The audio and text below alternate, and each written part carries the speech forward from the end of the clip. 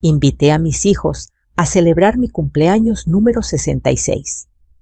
Preparé la casa con la misma ilusión con la que una vez preparé sus fiestas infantiles, cuando todavía corrían por el patio con globos y las manos llenas de pastel. Pero esa noche nadie llegó, ni Javier ni Lucía, ni siquiera un mensaje que dijera «Voy tarde, mamá», solo excusa silencio y una mesa puesta para 6.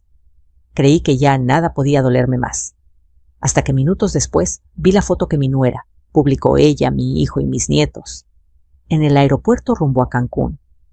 Yo sola, ellos de viaje, y en ese instante algo dentro de mí se rompió. Había pasado 3 días enteros limpiando la casa, moviendo muebles, eligiendo flores frescas, alcatraces blancos, mis favoritos, y preparando mi famoso pozole rojo, ese mismo que Javier siempre decía que nadie, absolutamente nadie, lo hacía como tú, mamá. Yo sabía que mis hijos estaban ocupados, que la vida moderna no perdona, que el tiempo se nos va como agua entre los dedos. Pero aún así, ellos sabían cuánto significaba para mí ese día.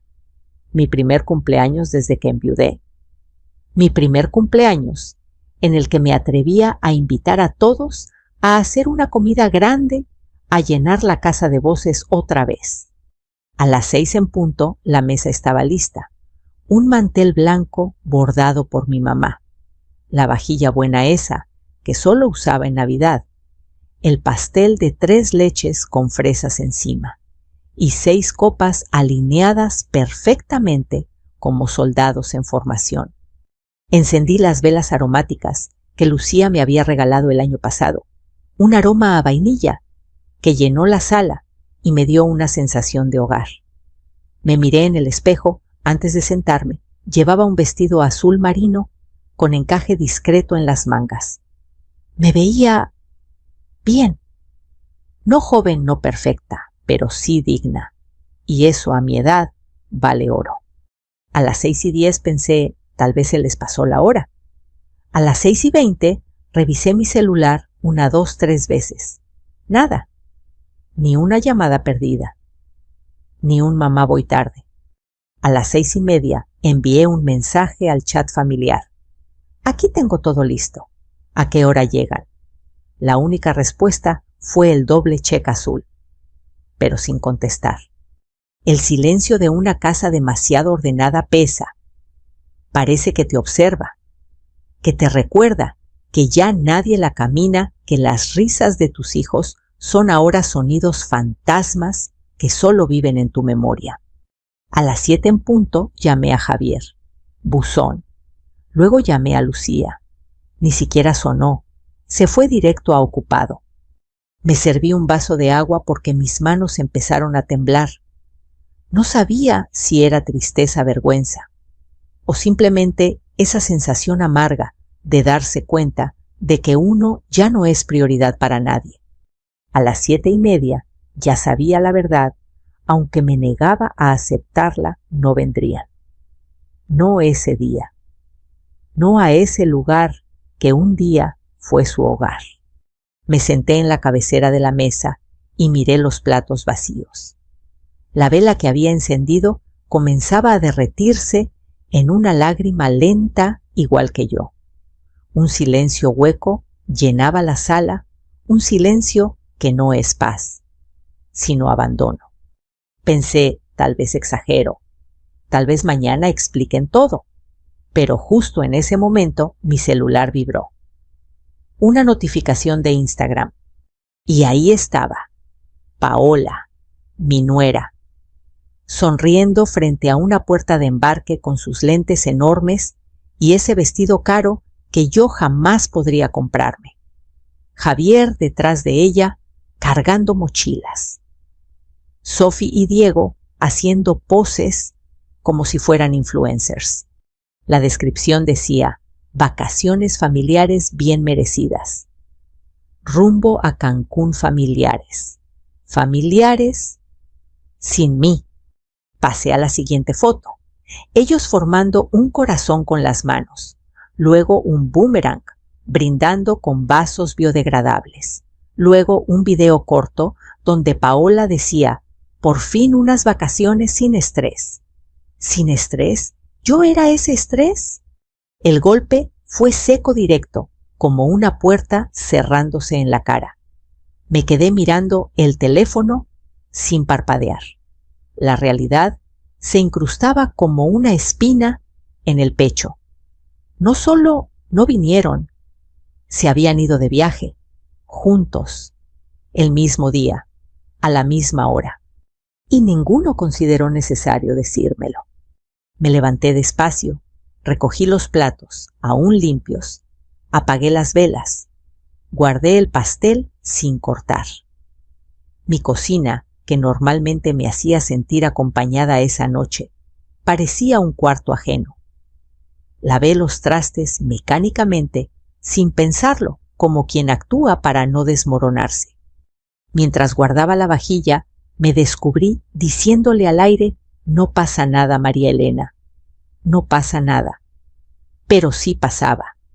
Algo muy profundo, algo que llevaba años formándose sin que yo quisiera verlo. Porque siendo honesta conmigo misma, esta no era la primera vez que Paola hacía un comentario hiriente, organizaba algo sin incluirme o inventaba excusas para que yo no fuera. Pero jamás imaginé que llegaría tan lejos como para borrar mi cumpleaños, uno que ellos sabían que me dolería pasar sola. Esa noche me senté en el sillón y dejé que el silencio hiciera su trabajo. A veces cuando la casa calla, el corazón habla más fuerte. Y el mío gritaba en un susurro: esto no es normal, esto no es casual, esto no es un olvido. Y aunque todavía no lo sabía, aquella humillación sería apenas el primer hilo de una madeja mucho más oscura. Una mentira tejida con paciencia. Un plan que llevaba tiempo en marcha. Esa noche, sin imaginarlo, había comenzado la historia que cambiaría mi vida. Nunca pensé que la traición pudiera sentirse tan silenciosa, porque no grita, no golpea la mesa, no rompe puertas, solo te va quitando espacio, 1 centímetro a la vez. Esa noche, después de limpiar la cocina y guardar el pastel intacto, me senté frente a la ventana con una taza de té de manzanilla. Afuera, el barrio estaba en calma. Los perros ladraban, a lo lejos una vecina barría su banqueta y el viento movía las hojas del naranjo que sembró mi esposo hace más de 20 años. Todo parecía igual que siempre. Menos yo. Yo era otra. Una versión mía que no reconocía. Una que por primera vez se preguntaba seriamente si su familia la quería cerca o si solo la toleraba cuando les convenía. Me obligué a revisar mis mensajes. Tal vez alguno se había perdido, tal vez exageraba. Pero ahí estaba la verdad fría e indiscutible. Lucía me había dejado en visto desde la mañana. Javier tampoco había contestado mis llamadas. Miré las fotos del viaje otra vez. Paola en traje de baño, levantando una copa. Javier abrazándola por la cintura. Los niños metiendo los pies en el agua, mientras Paola grababa un video diciendo: familia es estar con quienes te hacen bien. Familia. Yo debería ser parte de esa palabra. Pero según la mirada de mi nuera, yo era lo contrario. La herida empezó a sangrar cuando vi un comentario de su mejor amiga. Qué bueno que se dieron ese descanso, ya necesitaban alejarse del estrés. Y Paola respondió con un emoji de corazón y otro de carita sonriendo. Sentí como algo caliente me subía a la cara, una mezcla entre vergüenza y coraje. ¿Desde cuándo yo era el estrés? ¿Desde cuándo la persona que cuidó a Sophie cuando Paola tuvo depresión posparto? La misma que pagó la guardería de Diego cuando Javier perdió su empleo, era ahora el obstáculo.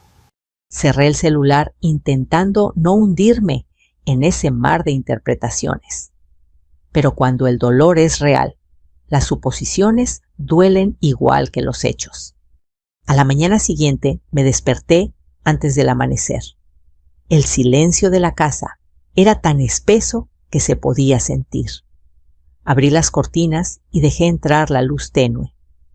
Mientras calentaba café, pensé en todos los pequeños momentos de los últimos años. Momentos que antes pasaban desapercibidos, pero que ahora, a la distancia, empezaban a encajar como piezas de un rompecabezas que no quería ver armado. Recordé la fiesta de cumpleaños de Sophie, la última a la que no pude llegar. Paola me había dicho por mensaje: suegra, nos adelantaron la hora, porque Sophie estaba cansada. No se preocupe si no alcanza. Pero cuando llegué, todavía estaban partiendo el pastel, y Paola, con una sonrisa demasiado dulce, me dijo: ¡ay, suegra! ¡Qué pena si hubiera llegado 10 minutos antes! Javier ni siquiera volteó a verme. Estaba ocupado cargando a Sophie para la foto del recuerdo. Recordé también el día de la primera comunión de Diego. Paola me llamó la noche anterior. Va a llover muy fuerte mañana. Mejor no venga, no quiero que se resbale. Luego le enseño fotos. Y sí vi las fotos, pero del clima soleado del jardín lleno de globos y de toda la familia de Paola posando junto al niño. Toda su familia, menos yo.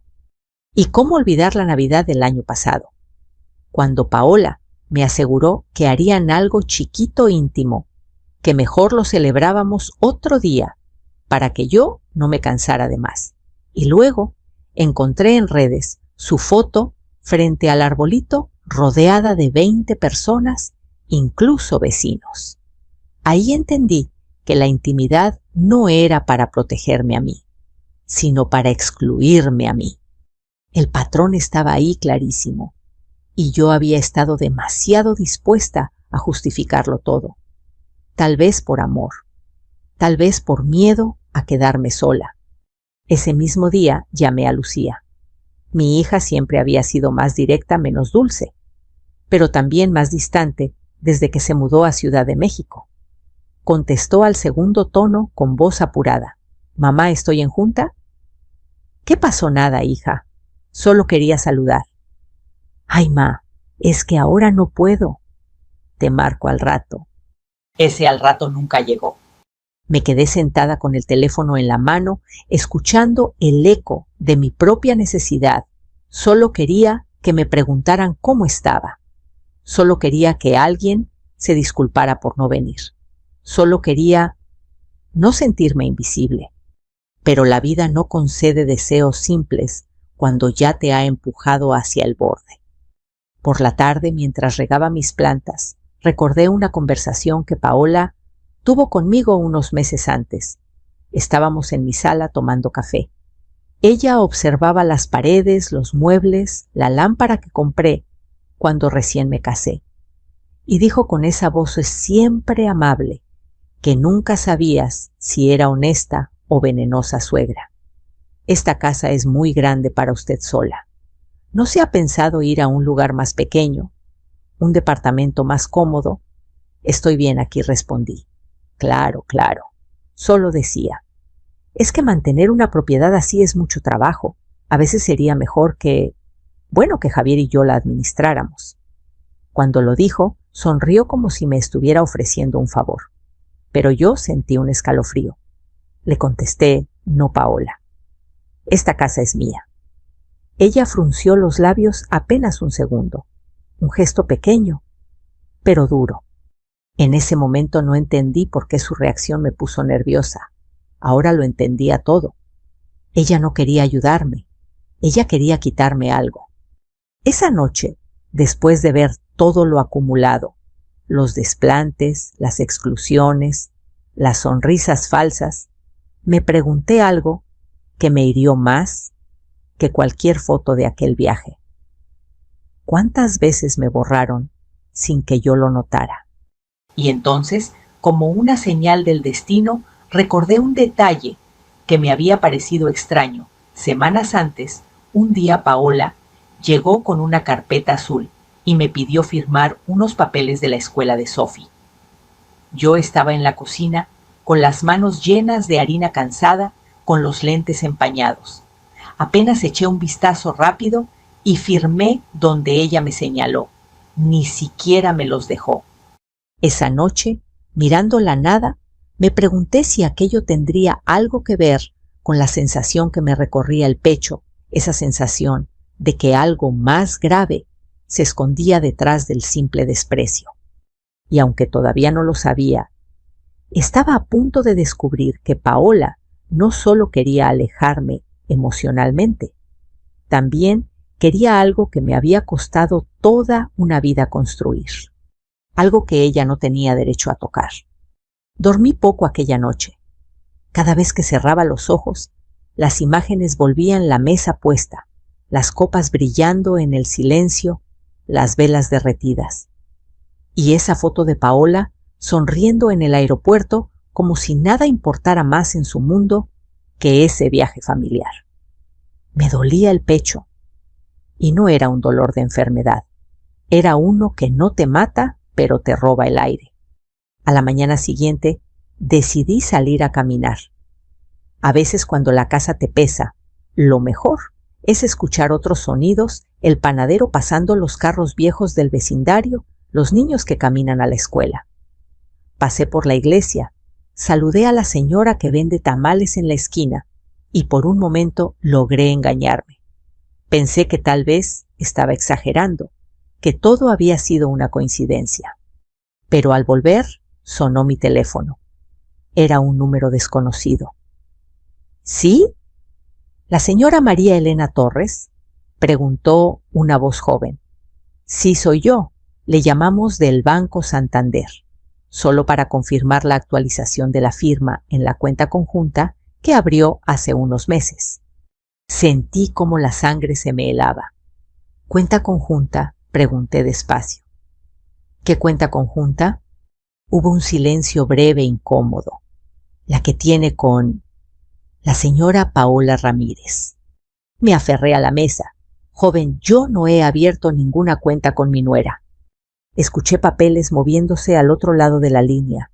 Aquí aparece su firma, señora. Y su identificación. Mi respiración se aceleró. Yo no había firmado nada. Nada. Mire, dije con voz temblorosa pero firme, no voy a discutir por teléfono. Solo dígame qué necesito llevar para revisar eso en persona, su identificación y un comprobante de domicilio. Colgué. Me quedé sentada varios minutos intentando asimilar lo que acababa de escuchar. Una firma mía en un documento que yo jamás había visto. Una cuenta conjunta con Paola. ¿Para qué? ¿De dónde había sacado mi credencial? ¿Cómo la había usado? Y sobre todo, ¿desde cuándo estaba planeando algo detrás de mí? No perdí tiempo. Tomé mi bolso, mi credencial y las copias que siempre guardo por si acaso. Caminé hasta la parada del camión y me dirigí al banco. Dentro el aire frío del aire acondicionado me hizo estremecer. Me formé detrás de varias personas, observando el reloj, como si cada minuto me empujara más hacia una verdad que no quería conocer. Cuando me atendieron, expliqué la situación con calma.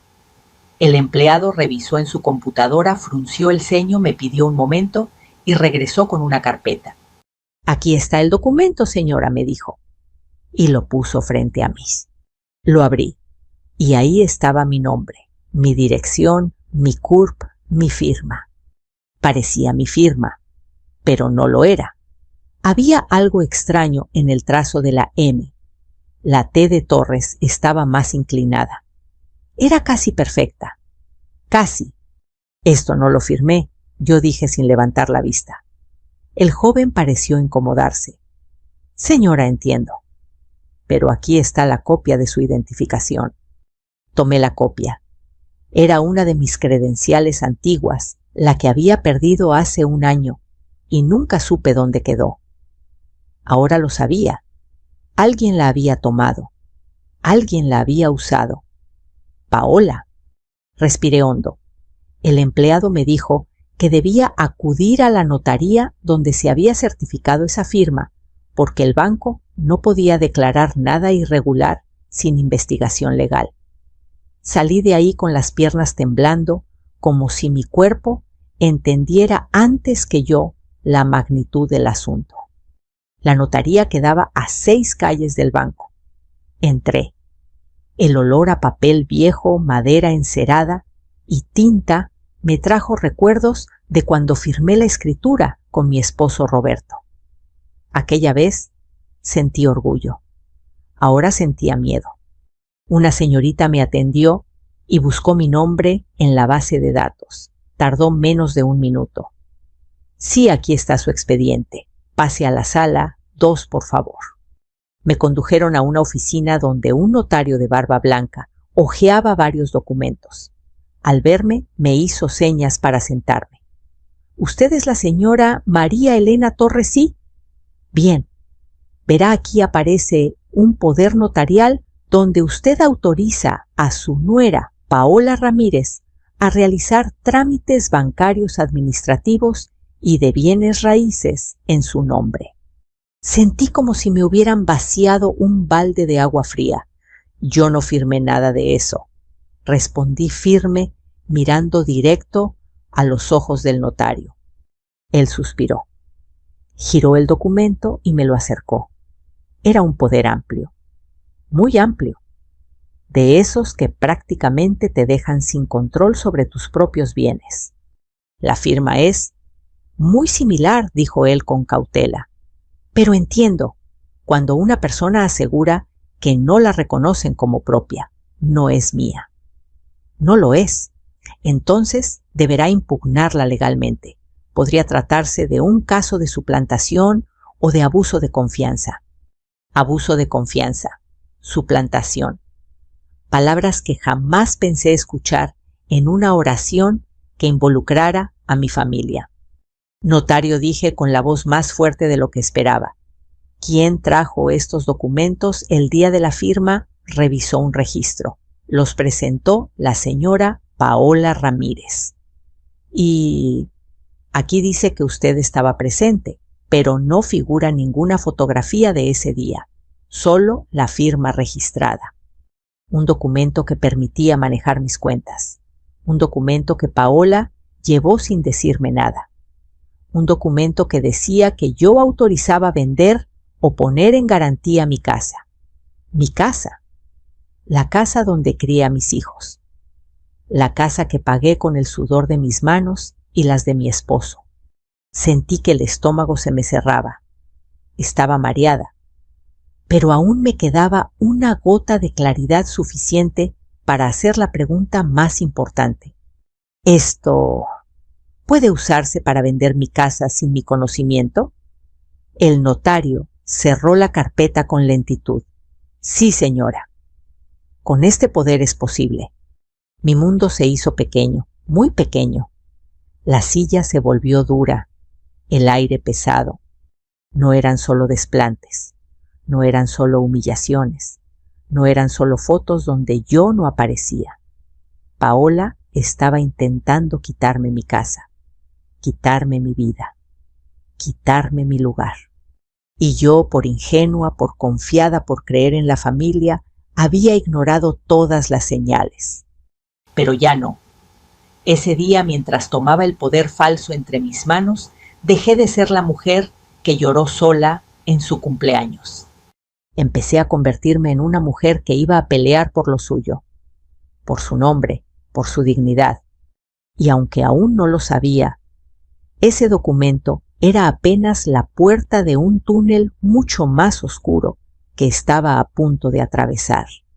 El notario me recomendó guardar la calma. Pero, ¿cómo se guarda calma? Cuando de un segundo a otro descubres que alguien ha estado planeando borrarte de tu propia vida. Salí de la oficina con la copia del poder notarial dentro de un sobre amarillo. Caminé despacio, con las piernas débiles, como si mis rodillas fueran de vidrio y estuvieran a punto de quebrarse. El sol pegaba fuerte, pero yo sentía frío. Un frío profundo, como si mi propia sangre hubiera dado un salto hacia atrás. Me senté en una banca frente a la plaza principal, el sobre en mi regazo, y ahí, Mientras veía a un grupo de niños correr tras una pelota, volví a abrir el documento. El papel temblaba en mis manos. Mi nombre, mi firma falsificada, la frase «poder amplio e irrevocable». Y en letras todavía más pequeñas, casi escondidas entre párrafos interminables, una línea que decía «La apoderada podrá disponer del bien inmueble ubicado en mi dirección, mi casa». No era un error, no era una confusión. Paola no solo me estaba apartando emocionalmente, estaba preparando el terreno para sacarme físicamente de mi propio hogar. Cerré el sobre y respiré hondo, aunque el aire me sabía metálico. En ese momento, una sombra se acercó. ¿Se encuentra bien, señora? Levanté la vista. Era un hombre de unos 60 años, traje gris, lentes delgados y una expresión amable. ¿Está mareada?, me preguntó. Estoy confundida, respondí. Él señaló el sobre. Vi que viene de la notaría. ¿Hay algún problema? No sé por qué, pero sentí que podía confiar en él. Quizá era su tono, o los años que se le transparentaban en la mirada. Creo que mi nuera falsificó mi firma, confesé por fin, y que intentó poner mi casa a su nombre. Sus cejas se levantaron apenas. Luego extendió la mano. Soy el licenciado Herrera. Trabajo en la oficina de enfrente. Si gusta, puedo revisar sus documentos. Dudé. Pero en ese momento, estar sola era más peligroso que confiar. Asentí. La oficina del licenciado Herrera estaba llena de libros gruesos, diplomas en las paredes y un aroma suave a madera vieja. Me senté frente a él mientras abría el sobre con cuidado, como quien abre una herida sin querer lastimar más. Leyó el documento completo, línea por línea, deteniéndose en cada firma, cada sello, cada fecha. Al terminar, apoyó los antebrazos sobre el escritorio. «Señora María Elena», dijo con voz seria, «esto no es una tontería. ¿Es grave? Muy grave. Su nuera tiene legalmente hablando un poder para vender, hipotecar o transferir su propiedad sin volver a consultarla. Pero, ¿cómo pudo hacerlo?». El licenciado suspiró. Muchas personas firman documentos sin leerlos por completo, confiando en un familiar. Y otras veces, quedó un segundo en silencio, se falsifica la firma. Me quedé helada. ¿Y ahora qué hago? Lo primero, respondió él con firmeza, es proteger su patrimonio. Sacó una hoja y comenzó a hacer una lista. Impugnar el poder notarial. Solicitar a un perito grafólogo un análisis de la firma. Notificar al registro público para bloquear cualquier intento de venta. Abrir una carpeta por abuso de confianza si usted lo decide. ¿Abuso de confianza?, repetí. Sí, lo que su nuera hizo, si se comprueba, es un delito. Me llevé las manos al rostro. Nunca imaginé ver el nombre de Paola ligado a palabras como delito, fraude, falsificación. Pero ahí estaba la verdad desnuda y cruel. El licenciado Herrera me pidió todos los documentos que tuviera en casa relacionados con la propiedad. Volví con una carpeta verde donde guardaba actas, escrituras y recibos desde hace 20 años. Él revisó todo con paciencia. «Mire esto», me dijo, señalando un comprobante reciente. «Aquí aparece un movimiento que no coincide con su historial». «¿Qué tipo de movimiento?». «Un trámite de precontrato de compraventa». Precontrato es un acuerdo preliminar para una futura venta. No es la venta en sí, pero ya establece intención y términos. Leyó un párrafo en voz alta. La vendedora María Elena Torres se compromete a transferir el inmueble por un monto preferencial a favor de Javier Salgado y Paola Ramírez. Mi corazón dio un vuelco. ¿Monto preferencial? Un precio ridículamente bajo, confirmó él. Lo suficiente para que cualquier banco acepte una hipoteca con facilidad. Me cubrí la boca con la mano. Paola había planeado todo. ¡Todo! No fue impulsivo, no fue accidental, no fue una mala interpretación. Era un plan frío, meticuloso, silencioso, como el veneno que mata sin ruido. El licenciado me miró con suavidad. Señora, ¿usted ha estado firmando documentos que su nuera le llevaba? Recordé un día semanas atrás en el que Paola llegó con una carpeta y me dijo, son solo papeles de la escuela suegra. Firme aquí y aquí para que Sophie pueda entrar a natación. Yo estaba cansada. Había dormido poco, no usaba mis lentes. Firmé donde ella señaló. Tragué saliva. Sí, firmé cosas sin leer. No se culpe. El abuso de confianza siempre empieza así. Se recostó en la silla.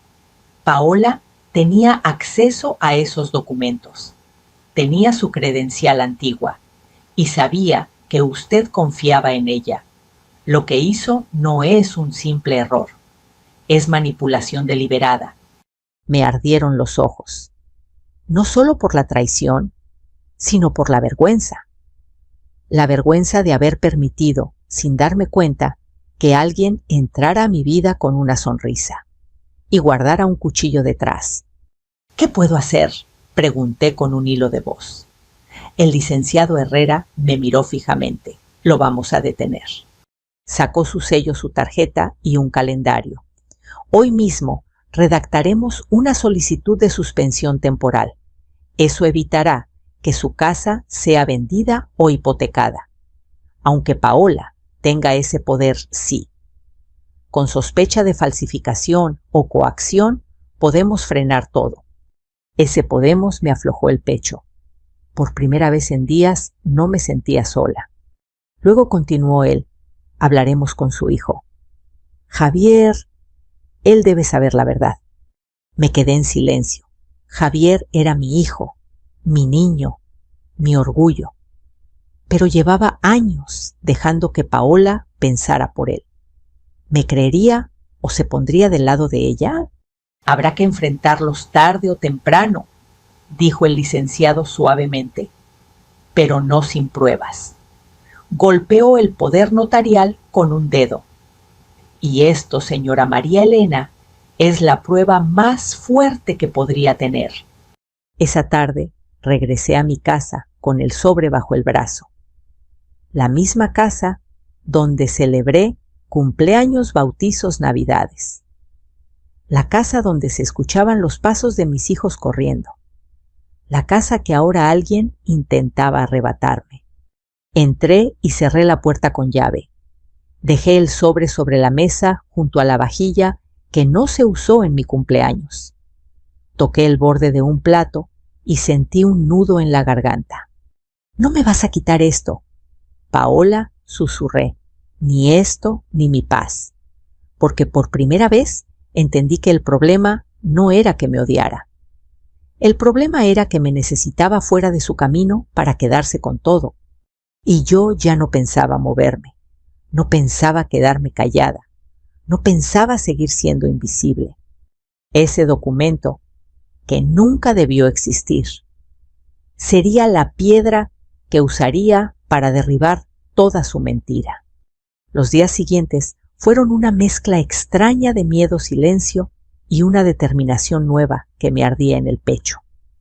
El licenciado Herrera me había dado instrucciones claras. No confronte a nadie todavía. No les diga que ya sabe.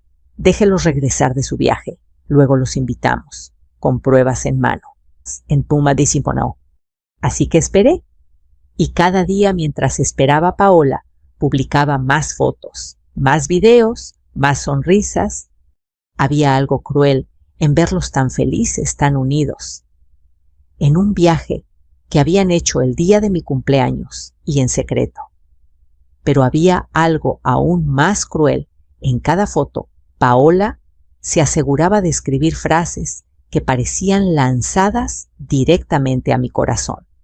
La mejor familia del mundo. Yo no estaba ahí. Vacaciones sin estrés. Yo era ese estrés aquí donde realmente importa estar. Y para ella claramente donde yo no estaba. Me pregunté muchas noches ¿Qué había hecho para merecer ese desprecio? Repasé cada palabra, cada gesto, cada momento en que pude ofenderla sin notarlo. Pero nada justificaba lo que estaba haciendo. Nada justificaba robar confianza y querer robar una casa. El licenciado Herrera me llamó una mañana. Doña María, tenemos el dictamen del grafólogo. Y la firma del poder notarial fue imitada. Bien imitada, pero imitada. Mi corazón dio un vuelco. ¿Eso es suficiente para invalidarlo? Sí, con eso podemos suspender todos los trámites derivados del documento. Respiré por primera vez en días sin sentir que el aire me raspaba, pero añadió él, aún falta hablar con su hijo. Y eso puede ser más difícil que cualquier trámite legal. Lo sabía, porque Javier, desde que se casó con Paola, se había convertido en un hombre a medias presente, a medias cariñoso, a medias consciente de lo que pasaba a su alrededor. Paola lo manejaba con hilos invisibles, hilos hechos de culpa, de manipulación, de caricias, de reproches disfrazados de preocupación. Y él, como muchos hombres buenos, confundía control con amor. El día que regresaron del viaje, recibí un mensaje de Javier mamá. Ya estamos de vuelta, luego te llamo. Nada más. Ni una disculpa por mi cumpleaños. Ni un ¿cómo estás? Pero esa ausencia de remordimiento solo confirmaba lo que el licenciado Herrera me había repetido. Paola había logrado aislarlo. Respiré hondo y contesté: hijo, quiero invitarlos a comer este sábado. Necesitamos hablar de unos papeles. Tardó casi una hora en responder: le digo a Paola y te confirmo. Eso me atravesó como un machetazo. ¿Mi hijo necesitaba permiso para venir a comer conmigo? Una parte de mí quería gritar. La otra, sabía que hacía tiempo que Javier dejaba que Paola pensara por los dos. Ese sábado me levanté temprano. La casa olía a pinol y a pollo horneado. Puse la mesa como siempre lo hice, mantel limpio, servilletas dobladas como me enseñó mi madre, flores frescas en un jarrón pequeño. Pero esta vez, además de la vajilla, coloqué una carpeta café discreta al lado de mi plato. Dentro estaban el dictamen grafólogo, la copia del poder, el precontrato de compraventa, la suspensión legal emitida por el registro público y una carta simple firmada por el licenciado Herrera. Todo lo que necesitaba para enfrentar la mentira. A las 2:17 tocaron la puerta. Me tardé a propósito unos segundos en abrir. Ahí estaban, Javier serio, los niños detrás de él distraídos, y Paola sonriendo como si yo fuera una amiga olvidada, no la suegra, que habían dejado sola el día en que cumplía un año más de vida. ¡Suegra!, cantó ella, estirando las sílabas como siempre hacía cuando quería sonar adorable. ¡Qué gusto verla! Apreté la mandíbula. Pásele. Durante la comida, Paola habló sin parar. Contó detalles del hotel, del clima, del spa de Sophie, aprendiendo a nadar de Diego, haciendo figuras de arena. Javier hablaba poco, y yo sonreía, escuchaba y asentía como si nada dentro de mí ardiera. Esperé a que los niños terminaran y se fueran a la sala a ver caricaturas. Entonces me limpié las manos en la servilleta, junté valor y dije: Javier, Paola, necesito hablar con ustedes. La sonrisa de Paola se congeló un instante. Javier me miró confundido. ¿Qué pasa, mamá? Tomé la carpeta café, la puse sobre la mesa con suavidad, la abrí. Quiero que me expliquen esto. Saqué el poder notarial. Javier lo leyó, al principio sin entender, luego con la expresión deformándose lentamente. Paola tragó saliva, tomó su copa de agua, se arregló el cabello. ¡Ay, suegra! Eso Es solo un trámite que se necesitaba para... No mientras la interrumpí con un tono que ni yo reconocí. No aquí, no más. Levanté otro documento. Esto es un precontrato donde se comprometían a comprar mi casa por un precio ridículo. Miré a Javier. ¿Tú sabías? Él abrió los ojos horrorizado. ¿Qué? ¿Cómo que comprar tu casa? Paola intervino rápido, como quien intenta detener un incendio con gasolina. Era solo una posibilidad, algo para proteger a los niños. ¿Protegerlos de qué? Pregunté con calma helada. ¿De su abuela? ¿De la persona que ha cuidado esta casa por más de 30 años? ¿O protegerlos de que yo viva demasiado y arruine tus planes, Paola? El silencio cayó duro. Yo jamás firmé ese poder, continué. Saqué el dictamen grafólogo y un experto lo confirmó, mi firma fue falsificada. Javier volteó hacia su esposa pálido. Paola, ¿qué hiciste? Ella lo miró con ojos suplicantes. Amor, no entiende. Yo solo quería ayudarnos. Tu mamá ya no puede vivir sola en una casa tan grande. Era lo mejor para todos. Lo mejor, repetí, vender mi casa a tus espaldas, abrir cuentas bancarias con mi nombre, tramitar créditos sin que yo supiera. ¿Eso te parece lo mejor? Javier apoyó las manos en la mesa desesperado. ¿Es cierto? Paola contesta. Paola lo miró como si él fuera el traidor. Tú nunca entiendes las cosas importantes. Yo hago todo lo que hago porque tú no puedes hacerlo, Javier. Ahí estaba, la máscara cayendo, la verdad saliendo a flote. Me puse de pie. Quiero que sepas algo. Paola, dije con la voz firme, entera, sin un temblor. Mi casa no se toca. Mi nombre no se borra. Mi voz no se calla. Ya bloqueé todos tus movimientos. Ya levanté una suspensión. Y si intentas un solo paso más, iremos a juicio. Paola se paró bruscamente. Esto no se va a quedar así. No, claro que no, respondí. Esta vez no se queda así. Javier la miró sin moverse. Luego me vio a mí. Y entendí solo por su mirada rota que algo dentro de él también había quebrado en ese instante. Paola salió de mi casa azotando la puerta. Javier se quedó. Se llevó las manos al rostro y lloró. Yo no lo abracé, solo me senté a su lado, porque algunas lágrimas necesitan espacio para caer sin consuelo. Mamá, ¿cómo permití esto? Porque confiabas, respondí. Igual que yo. Los dos nos quedamos callados. Pero por primera vez en mucho tiempo, no era un silencio que me borraba, sino uno que nos unía.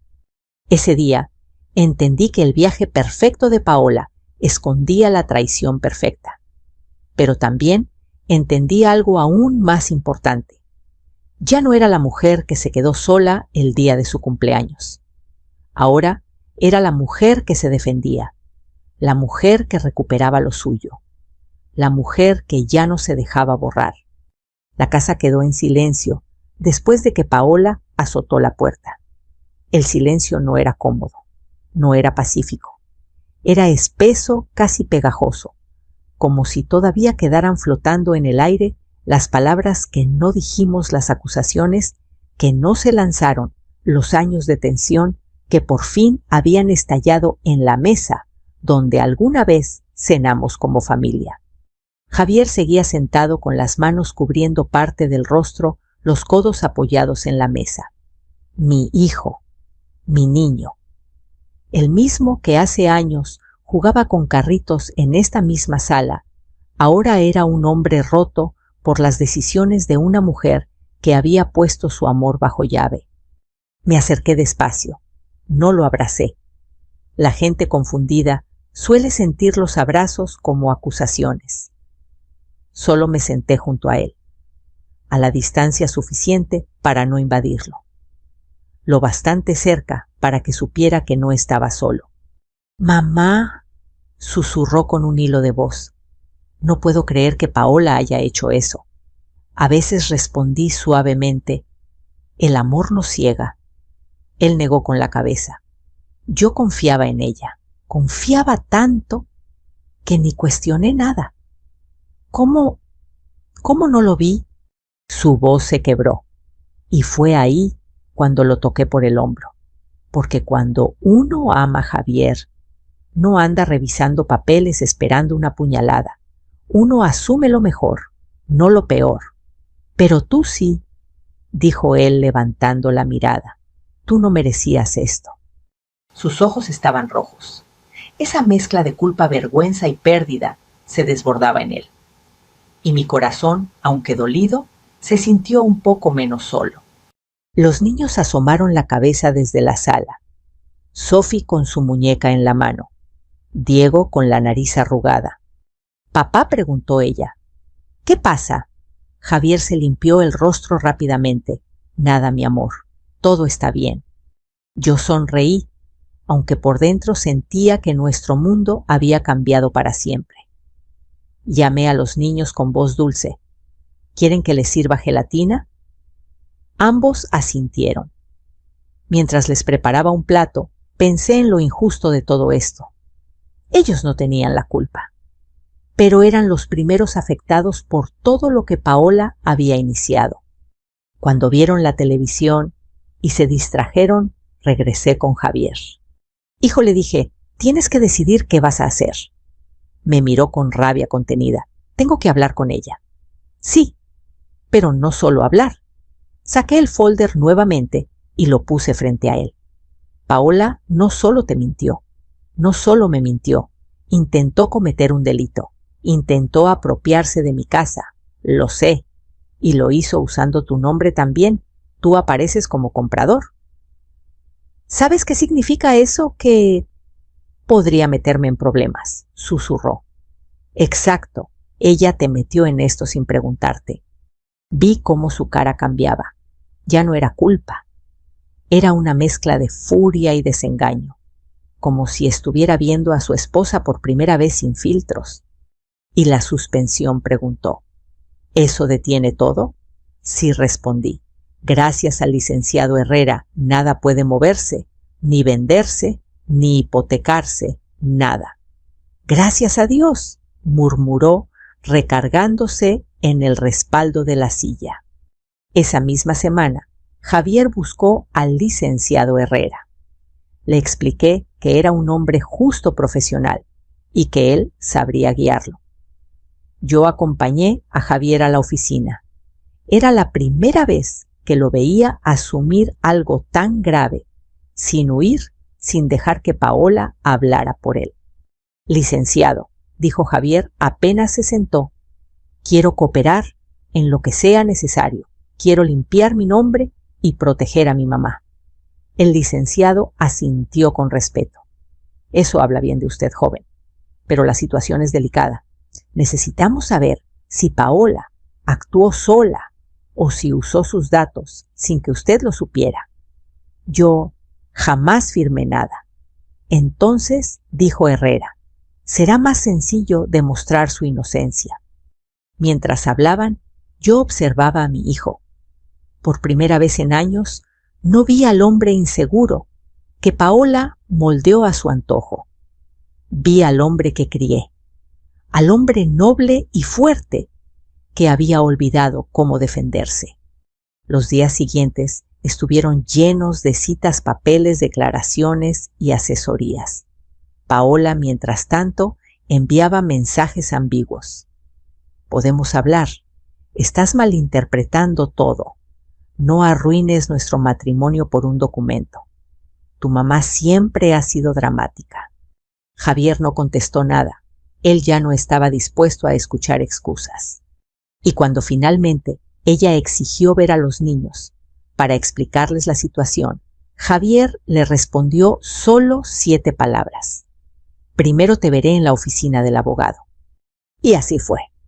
Cuando Paola llegó al despacho, su sonrisa falsa se había convertido en una máscara tensa. El licenciado la saludó con profesionalismo, pero puso los documentos sobre la mesa uno por uno. A medida que avanzaba el rostro de Paola, se iba deformando. «Esto», balbuceó, Es un malentendido. ¿No lo es?, respondió el licenciado Herrera. Su suegra no firmó nada de esto, y usted no tenía autorización para usar su identificación extraviada. Yo. Además, intentó tramitar un crédito hipotecario sin notificar a Javier. Eso es fraude.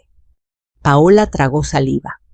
Miró a Javier esperando compasión, pero él no dijo una sola palabra. La mujer que siempre controlaba todo, que siempre tenía un comentario listo, que siempre dominaba la conversación, no pudo decir más que un débil solo. Quería asegurar un futuro. ¿A costa de quién?, pregunté yo sin levantar la voz. ¿A costa mía, de mi casa, de tu propio esposo? Ella bajó la mirada, por primera vez sin poder manipular.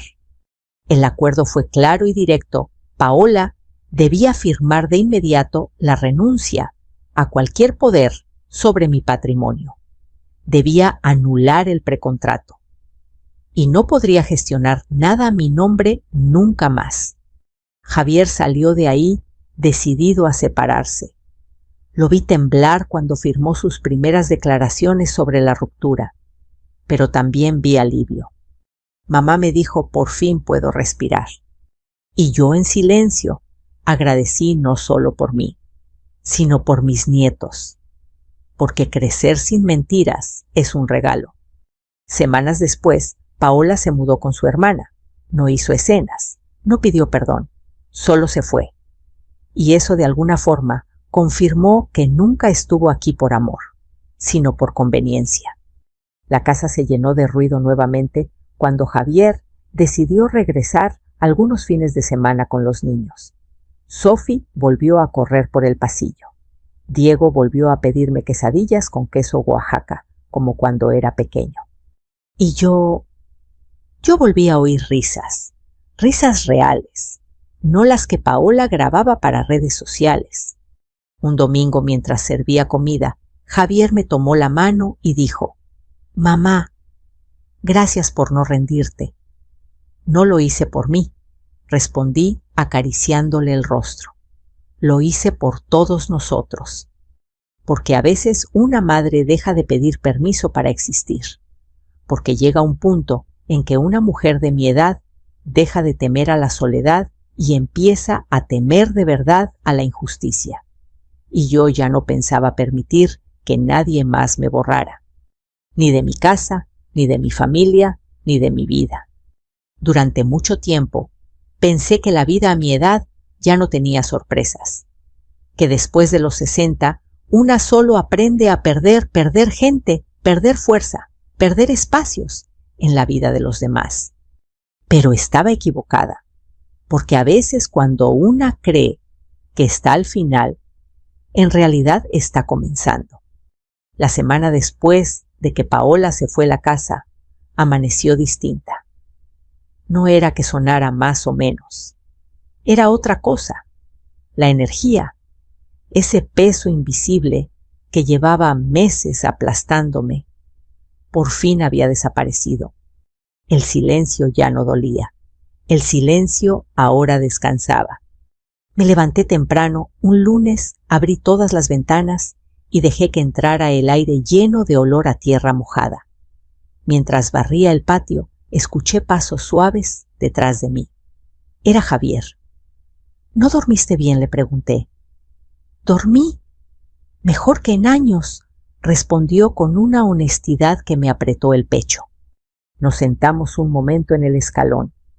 Él miró el suelo, juntando valor para decir lo que venía arrastrando desde hacía meses.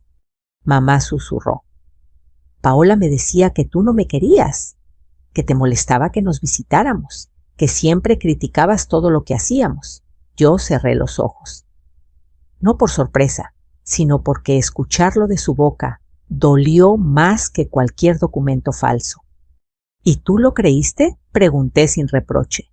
Sí, admitió él rompiéndose un poco, porque ella sabía decir las cosas, y yo no quería problemas, quería paz. Pero la paz no se construye con mentiras, hijo, respondí acariciando su mano. La paz verdadera se siente aquí, toqué su pecho, no en lo que aparentas hacia afuera. Él asintió con lágrimas que brillaban como cuando era niño y se raspaba la rodilla. Por un instante vi al Javier pequeño, al que me buscaba para pedir ayuda, no para pedirme distancia. Ese día él decidió algo importante, no quería volver a vivir controlado por nadie. La situación legal avanzó rápido. El licenciado Herrera logró anular el poder falsificado. El precontrato quedó sin efecto. Las autoridades registraron que yo era la única propietaria legítima sin posibilidad de transferencia. Un martes por la tarde, cuando firmé el último documento, sentí que me quitaban un ladrillo de encima. Era como si mi casa, mi historia y mi memoria hubieran vuelto a acomodarse en su lugar. Herrera me dio una palmada en el hombro. Doña María Elena, ganó usted una batalla muy difícil. No todas las personas de su edad tienen el valor de pelear. Sonreí con humildad. Siempre se puede pelear, licenciado. Lo difícil es decidir cuándo. Los niños, mientras tanto, comenzaron a venir más seguido. Sophie volvió a pedirme que le trenzara el cabello. Diego, a mis pies, construía torres con los mismos cubos que un día fueron de su padre. Una tarde, mientras les preparaba chocolate caliente, Sophie me preguntó Yaya, ¿por qué ya no vemos a mamá? Me quedé inmóvil por un segundo, porque no quería que cargaran culpas que no eran suyas.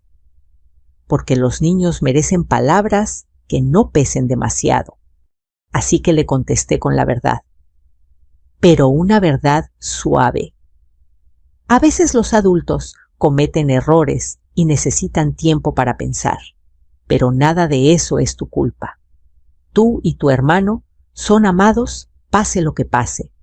Ella asintió como si ese pedacito de certeza fuera suficiente por ahora.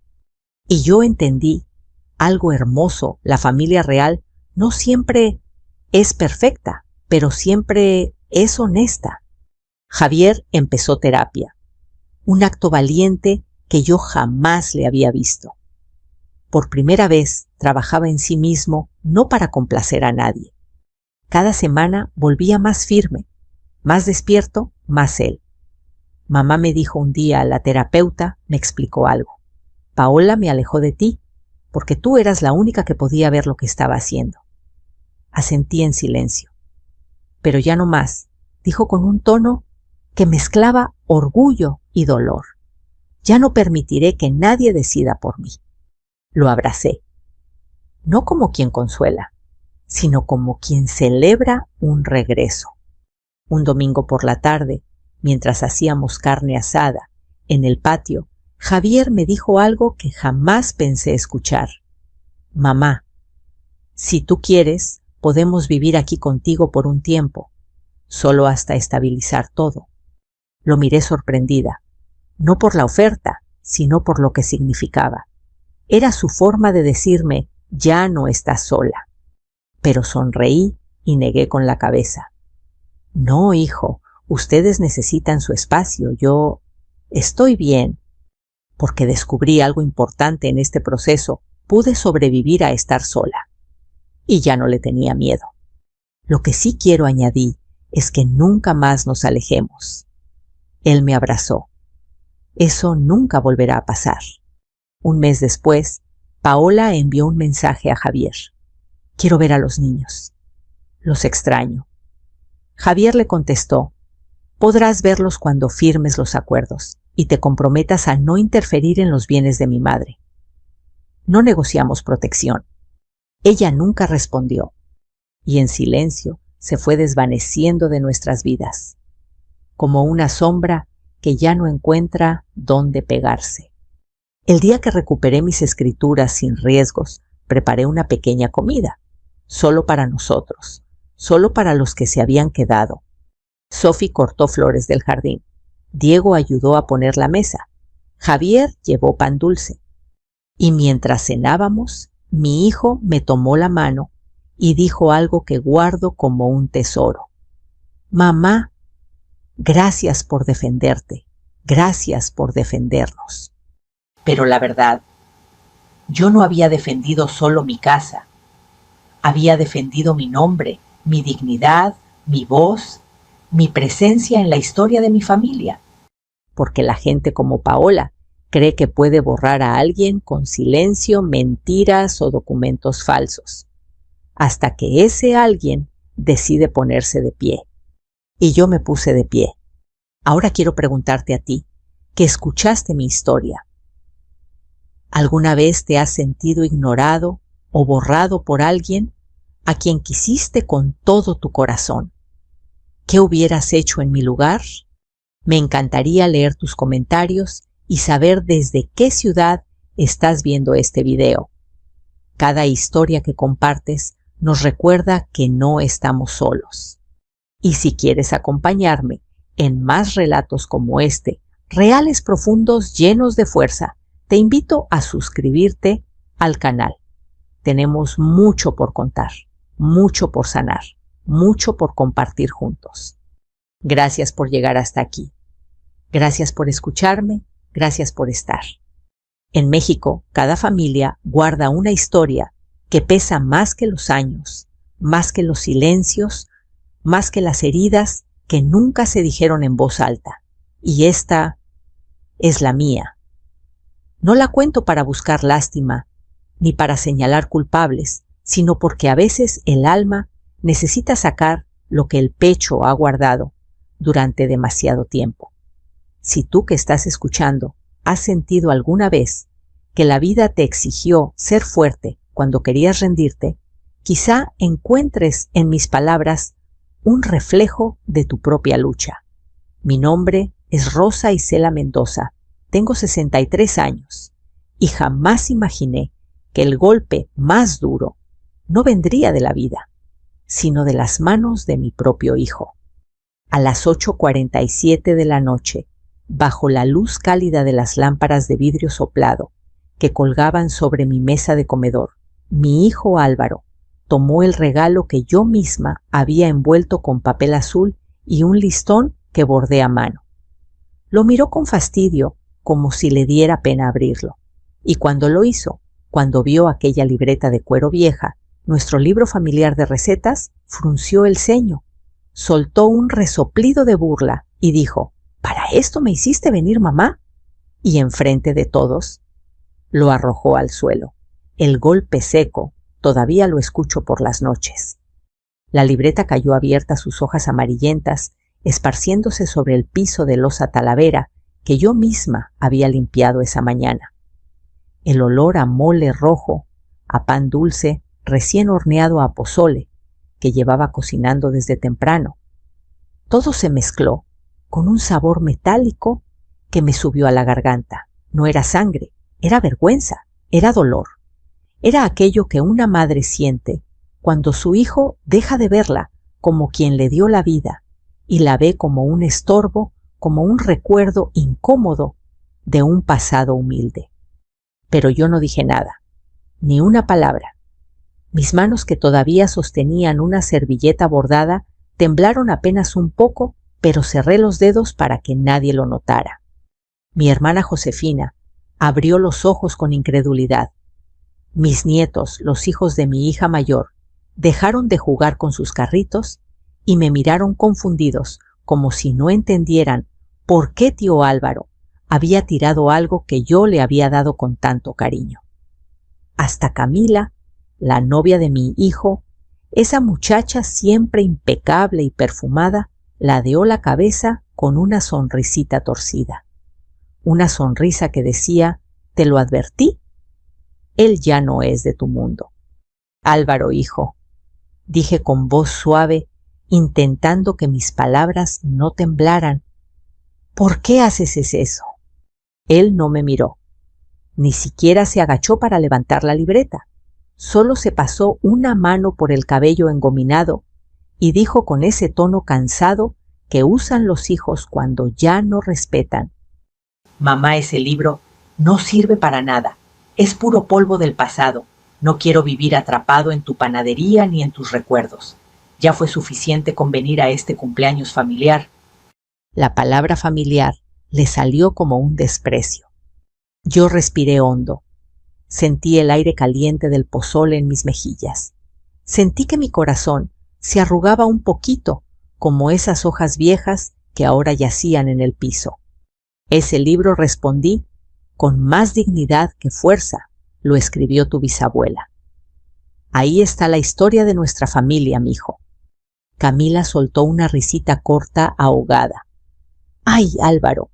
Te dije que seguro era algo artesanal. Yo la escuché. Todos la escucharon. Mi hijo me miró por fin, pero no con cariño, ni siquiera con enojo. Me miró con cansancio, como si yo fuera un problema que no quería atender.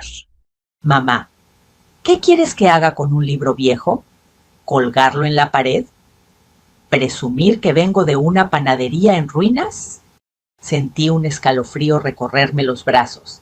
La panadería no estaba en ruinas, pero en su mundo aspiracional, en ese mundo de Instagram, eventos, fiestas y lujos ficticios, yo sí lo estaba. Mi hija mayor, María Fernanda, dio un paso hacia él. Álvaro, no hables así con mamá, susurró, intentando calmarlo.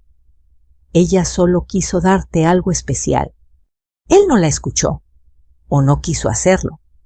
Si querías darme un regalo de verdad, dijo cruzándose de brazos, me hubieras dado dinero o algo útil. No, esto. Y señaló la libreta en el suelo, como si fuera basura.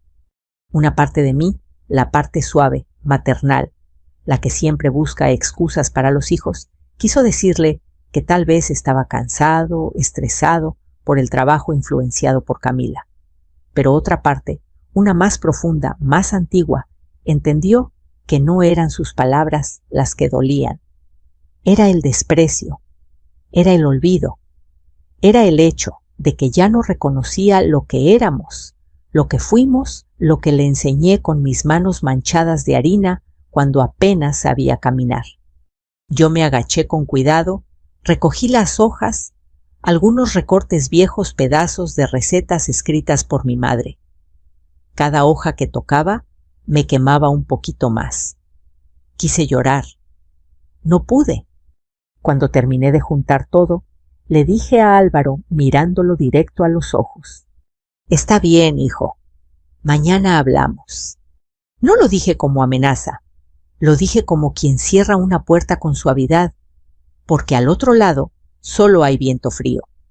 La mesa quedó en silencio. Cumpleaños número 34 de mi hijo, una mesa llena de comida y un hueco enorme justo en medio del pecho. Álvaro volvió a su pastel como si nada. Camila lo tomó del brazo, orgullosa, como si él hubiera hecho algo valiente. Yo caminé a la cocina, respirando despacio, dejando que cada paso me aclarara la mente. Y allí, entre el olor a vainilla, a canela y a pan recién horneado, supe que mi amor de madre ya no podía seguir sosteniendo los caprichos de un hombre que había olvidado de dónde salió. Supe que al día siguiente todo cambiaría. Cuando la gente escucha una historia como la mía, suele pensar que todo empezó el día del cumpleaños de Álvaro, cuando tiró aquel libro al suelo, como si fuera una piedra más en su camino. Pero no. Ese fue solo el golpe final, la última grieta que terminó de abrir un muro que llevaba años fracturándose. Para entender por qué me dolió tanto, no el gesto, sino lo que reveló, tengo que volver atrás, a un tiempo donde todo era distinto, a cuando mi hijo todavía me llamaba mamita, cuando su sonrisa se manchaba de harina y correr detrás de mí por la panadería era su juego favorito. Mi familia ha vivido en Morelia desde hace generaciones. Mi bisabuela Rosaura fue quien fundó la panadería La Esperanza en 1937, en plena crisis, cuando la vida era dura y la gente encontraba consuelo en un bolillo calientito o un pan dulce recién hecho. Ella solía decirme: mientras haya pan en el horno, habrá esperanza en el corazón. Esa frase la llevó a escribir el primer renglón en una libreta de cuero que iba a cambiar el destino de nuestra familia. Yo crecí viendo a mi mamá voltear tortillas en el comal, sacar bandejas de conchas y contar monedas de cobre al final del día. No teníamos mucho, pero nos alcanzaba. Y sobre todo, éramos felices porque en nuestra casa el amor siempre olía a canela piloncillo y masa fermentada. Cuando tenía 14 años, mi madre me puso la libreta en las manos. Es tuya, me dijo. Cuídala como cuidas tu fe. Recuerdo que ese día lloré. No por la responsabilidad, sino porque supe que me estaba heredando algo sagrado, un pedazo de historia con manchas de harina seca y letras torcidas por los años. A los 20 me casé con Julián, un hombre bueno trabajador camionero. No teníamos nada de lujo, pero nos sobraban risas tardes en el portal y esas noches donde el mundo parecía perfecto porque estábamos juntos. Tuvimos 2 hijos, María Fernanda y Álvaro. Álvaro fue siempre diferente. Mi hija era práctica, tranquila, ordenada. Él, en cambio, tenía una chispa especial, curioso, inquieto, risueño. Le encantaba acompañarme a la panadería desde que aprendió a caminar. Tenía su propio banquito de madera donde se trepaba para ver cómo batía la masa. Las señoras del barrio lo adoraban. A veces les llevaba conchitas en su canastita azul y ellas le daban una moneda o un dulce. «Mami, quiero ser panadero contigo», gritaba mientras se llenaba las mejillas de harina. Yo reía. «Claro, mi amor, este lugar algún día será tuyo». Pero la vida se ríe de los planes. Cuando Álvaro tenía 12 años, su papá murió en un accidente de carretera. Y donde antes había un niño alegre, quedó un hueco difícil de llenar. Intenté estar ahí para él, para ambos. Entre hornear, atender clientes y llenar cuentas, también tenía que secar sus lágrimas, ayudarle con la escuela, escuchar sus silencios. A veces lo veía en las noches sentado en el portal mirando el cielo. Yo me acercaba y él apoyaba su cabeza en mi hombro. ¿Por qué se fue papá? Mamá Dios lo llamó hijo. Pero tú y yo vamos a salir adelante, juntos. Y él lo creía, yo también. A pesar del dolor, Álvaro creció siendo bueno, muy bueno. En la preparatoria, era responsable, le ayudaba a su hermana. Me acompañaba a abrir la panadería a las 5 de la mañana cuando hacía frío. Nunca se quejó, nunca. Incluso cuando sus amigos le decían que preferían dormir, él respondía con orgullo: «Mi mamá hace el mejor pan de Morelia. Yo la ayudo porque algún día quiero seguir su tradición».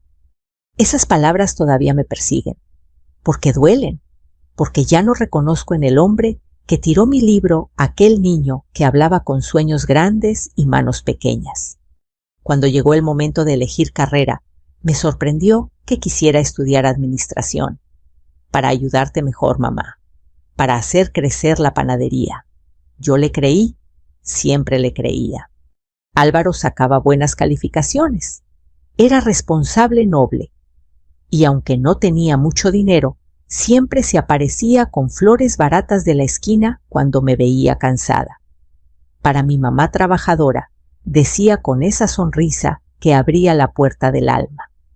Cuando se graduó, se veía tan guapo con su traje azul marino. María Fernanda tomó una foto donde él me abrazaba fuerte, con la frente apoyada en la mía. «Lo logramos», mamá murmuró. «Siempre confié en ti», respondí. Y confié tanto que nunca noté las señales del cambio. Primero, pequeños detalles. Ya no quería que lo vieran conmigo en la panadería. Decía que olía demasiado a grasa, que su ropa se impregnaba. Luego dejó de aceptar mis panes para llevar a la oficina. Después dejó de querer celebrar cumpleaños en casa. Yo justificaba todo. Está creciendo, está ocupado, es la edad, es normal. Pero la verdad es que una madre siempre sabe cuando está perdiendo a un hijo. lo siente, primero en el estómago, luego en el alma y finalmente en la mirada con la que el hijo ya no la reconoce. Y yo lo sentí, lo supe, pero todavía no quería aceptarlo. El cambio final, el que realmente torció su camino, llegó cuando conoció a Camila. Pero esa es otra parte de la historia, y para entender su impacto, antes debes saber esto. Álvaro fue un buen hijo, un hijo amoroso, un hijo que alguna vez soñó con heredar la panadería. Y eso es lo que hace que la caída duela tanto. A veces los cambios no llegan como tormentas que destruyen todo de golpe. A veces llegan como brisas suaves, casi imperceptibles, hasta que un día te das cuenta de que el viento ya no sopla a tu favor. Así fue la llegada de Camila Villaseñor a la vida de mi hijo. No entró como un huracán. No, ella entró con perfume caro, sonrisa educada y palabras dulces. Pero debajo de su elegancia había algo filoso, como una espina, que solo sientes cuando ya te ha lastimado la piel. La primera vez que Álvaro me habló de ella fue en una tarde tranquila, mientras yo preparaba la mezcla para un pan de elote. Él llegó entusiasmado con esa chispa en los ojos que no veía desde hacía tiempo. Mamá conocía a alguien, dijo casi sin respirar. Yo me limpié las manos en el mandil y me acerqué. ¿Alguien especial? Sí, muy especial. Se llama Camila. Trabaja en relaciones públicas, es inteligente, elegante. Te va a caer bien. Como madre, una siempre quiere creer que el hijo ha encontrado a alguien que lo impulse, que lo haga feliz. Así que sonreí, genuinamente feliz por él. Me dará gusto conocerla, mijo. 2 semanas después, vino por primera vez a la panadería. Entró con paso firme, tacones altos, un vestido beige ajustado y un bolso que creo que costaba más que la vitrina completa de pan. Saludó educadamente con un beso en la mejilla, pero su mirada recorrió el lugar como quien examina una casa vieja en venta. «Qué bonito negocio tiene doña Rosa», dijo. «Es muy tradicional». El silencio que siguió me dijo más que sus palabras. Aún así fui amable. Le ofrecí una concha recién salida del horno. Ella la tomó con cuidado, como si temiera mancharse. «Gracias», rió un poco. «¡Ay, está calientita!». Álvaro la miraba como si el sol le saliera de los ojos. Yo, como buena mamá, guardé mis dudas en el bolsillo del mandil y seguí atendiendo. Los primeros meses parecían normales. Ella venía poco. Él hablaba de ella mucho. Me contaba que lo motivaba a crecer, a aspirar a más, a mejorar su estilo de vida. Hasta ahí yo no veía problema. ¿Qué madre no quiere que sus hijos crezcan? Pero un día, mientras yo acomodaba las charolas, escuché una conversación que nunca debí oír, pero que el destino puso en mis oídos. «¿De verdad vienes aquí todos los días?», preguntó Camila con voz incrédula. «Es la panadería de mi mamá», respondió Álvaro, un poco a la defensiva. «Sí, ya sé, pero...». «Álvaro, tú podrías trabajar en algo mucho más grande. No puedes estar oliendo a pan todo el día. Si quieres avanzar, necesitas rodearte de otra gente, de otro ambiente». «Camila, te lo digo porque te quiero. Este lugar está bien, pero no es para ti». Sus palabras se me clavaron como aguja en el pecho. No porque fueran ofensivas, sino porque vi a mi hijo quedarse callado. Vi cómo apretó la mandíbula, cómo evitó defender lo que alguna vez había amado con orgullo.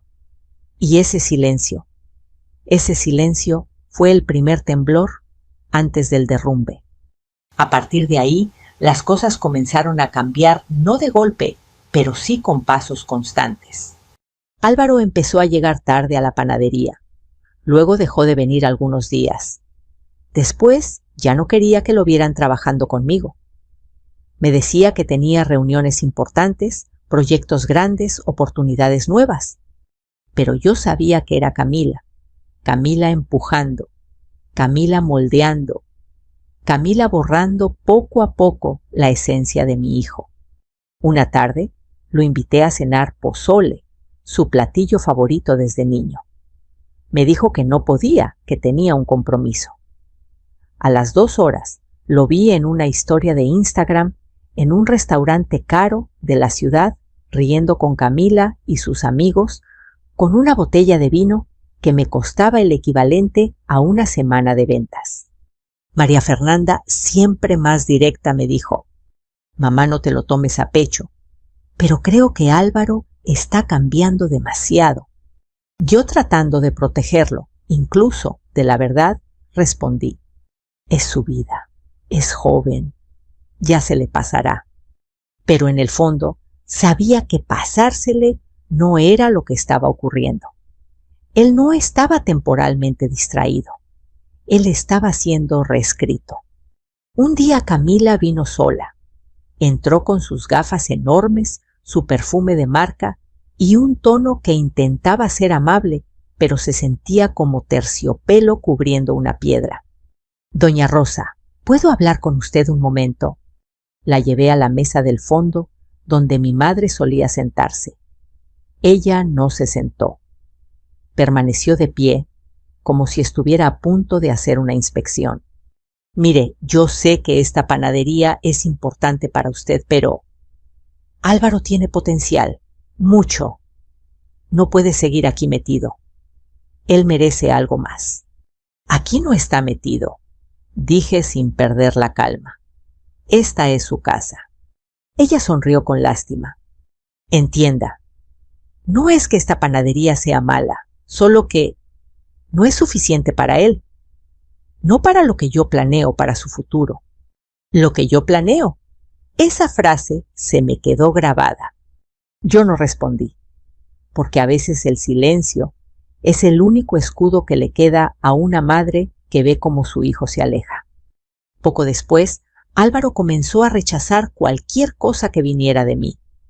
Ya no aceptaba mi comida, ya no quería mis consejos, ya no me pedía ayuda o compañía. Entre más tiempo pasaba con Camila, más parecía renunciar a su identidad. Yo veía los cambios en sus ojos. Antes brillaban con entusiasmo, ahora brillaban con ambición. Y no de la buena, sino esa ambición que te hace olvidar quién te levantó del suelo cuando no tenías nada. Lo peor de todo fue cuando me dijo: «Mamá, no quiero que vengas a mi oficina vestida con tu mandil. Me haces ver simple». Ahí, por primera vez en muchos años, me quebré un poco por dentro. Pero aún así seguía creyendo que podía recuperarlo. No sabía que lo peor estaba por venir. No sabía que el desprecio final llegaría en su cumpleaños número 34. No sabía que al tirar mi libro al suelo, también estaba tirando la memoria de nuestra familia. Y tampoco sabía que mi silencio esa noche sería el comienzo de la decisión más dura de mi vida.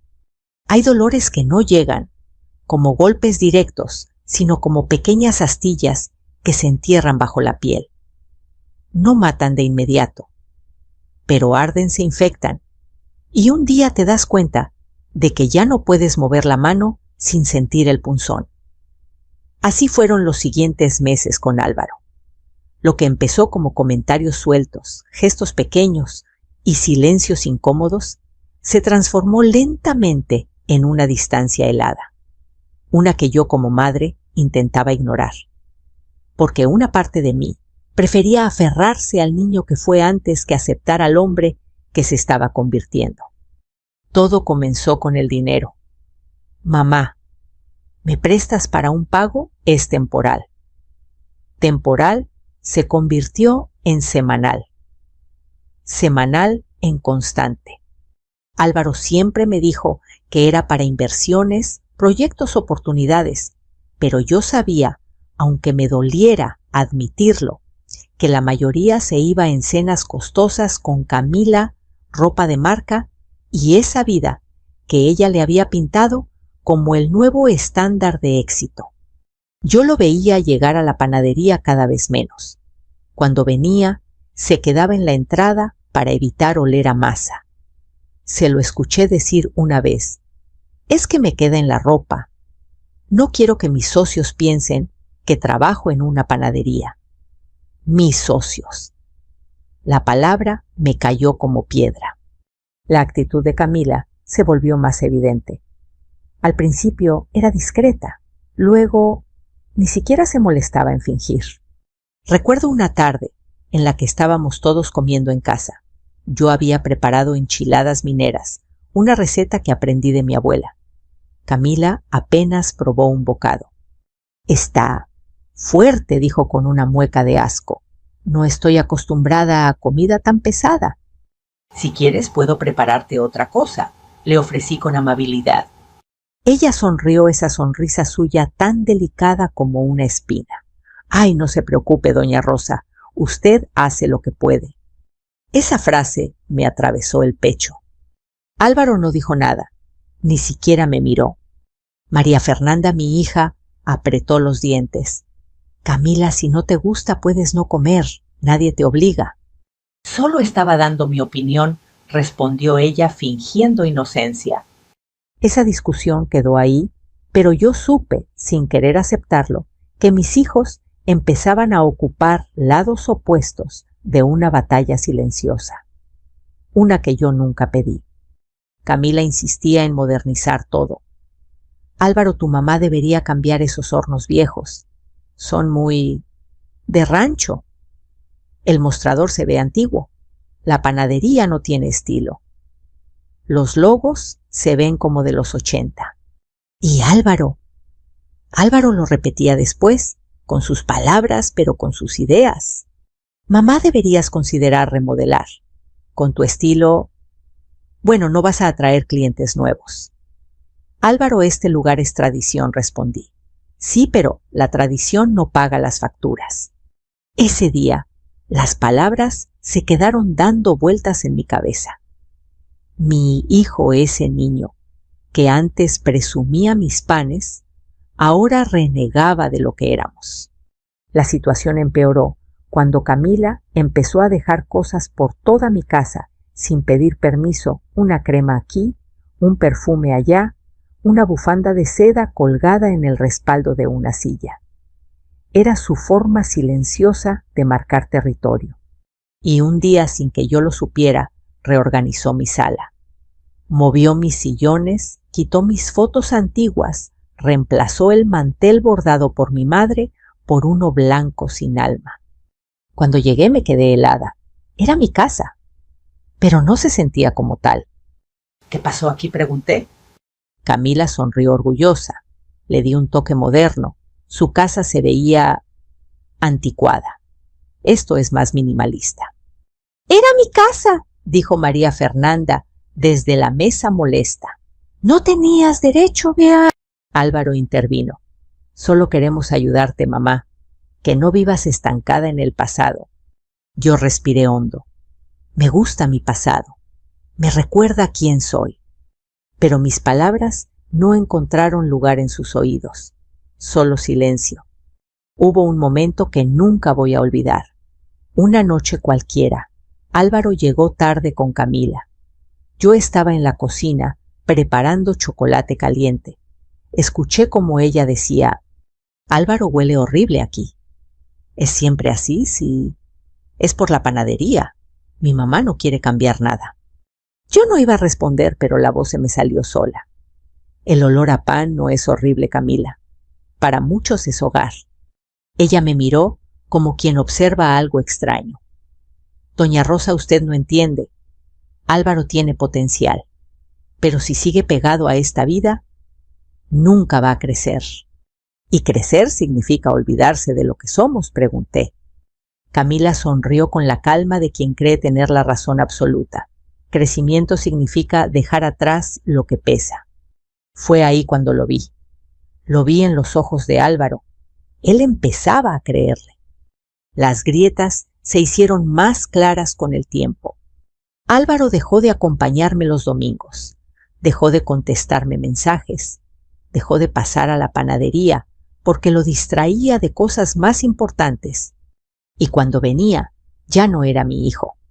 Era un reflejo de alguien más. Un hombre que hablaba con términos que no entendía, con un tono que no reconocía, con una frialdad que nunca imaginé en él. La gota que derramó el vaso ocurrió un sábado por la tarde. Estaba preparando conchitas cuando Álvaro entró elegante, perfumado, usando una chaqueta de marca. No me saludó con beso, ni siquiera me abrazó. Solo dijo: «Mamá, necesito el coche.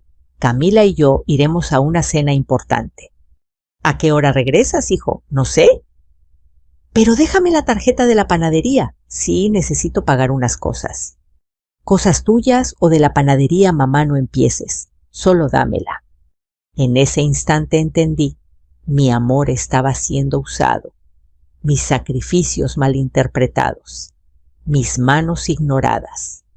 Le entregué la tarjeta, sí, pero por dentro algo se quebró. Y aún así, aún con todo eso, no esperaba lo del cumpleaños. No esperaba que tirara mi libro, nuestra historia, nuestro pasado. No esperaba que lo hiciera frente a todos. Pero ahora, viéndolo con distancia, entiendo que el desprecio no nació ese día. El desprecio había crecido meses atrás, lentamente, como moho en la madera, como lágrima que nunca sale, como dolor que se aprende a callar. Mi hijo estaba lejos, mucho antes de tirar mi libro, mucho antes del silencio que me dejara esa noche mirando el piso como si fuera un espejo roto. Y yo estaba a punto de despertar, porque lo que venía iba a cambiarlo todo. Hay fechas que una madre espera con mucha ilusión. No importa cuántos años tenga el hijo, su cumpleaños siempre será un recordatorio del día en que lo sostuvo por primera vez, del llanto que la hizo madre, del comienzo de una vida compartida. Por eso, cuando se acercaba el cumpleaños número 34 de Álvaro, mi corazón quiso creer que quizá ese día algo se acomodaría, que tal vez la vida me daría un respiro, un instante de reconciliación, un abrazo, como los de antes. Pero la vida no siempre funciona así. A veces, para despertarte del todo, te da una bofetada tan fuerte que te deja viendo estrellas. Durante semanas estuve preparando en secreto un regalo, no porque quisiera sorprenderlo con algo caro o grande, sino porque quería entregarle un pedazo de nuestra historia, algo que lo hiciera recordar quién era antes de que el brillo vacío de otra vida lo deslumbrara. Era la libreta de cuero que mi madre me había heredado. La libreta donde estaban las primeras recetas de la familia, las notas de mi abuela, las fechas escritas por mi bisabuela. La tinta corrida por lágrimas antiguas que ya nadie recordaba. Yo la había restaurado con mis propias manos, limpié el cuero, arreglé las costuras, protegí las hojas amarillentas. Le puse un marcador de listón rojo, como el que mi mamá usaba para separar la receta de pan de muerto. Mientras trabajaba en ella, hablaba sola. «¿Esto le va a gustar?», me repetía como si quisiera convencer al universo. Él sabe el valor que tiene. Lo sabe. María Fernanda me ayudó a preparar una pequeña comida familiar. Quería que fuera algo íntimo, sencillo, lleno de cariño. Compré flores, arreglé la mesa con un mantel que bordé. Cuando Álvaro era niño, preparé pozole verde, su favorito, y horneé el mismo pastel de fruta que siempre le hacía de pequeño. «Mamá, ¿y si él no viene?», me preguntó mi hija en voz baja. «Va a venir, hija», respondí, aunque mi voz tembló un poco. ¿Llegó? Sí llegó, pero no llegó solo. Llegó con Camila.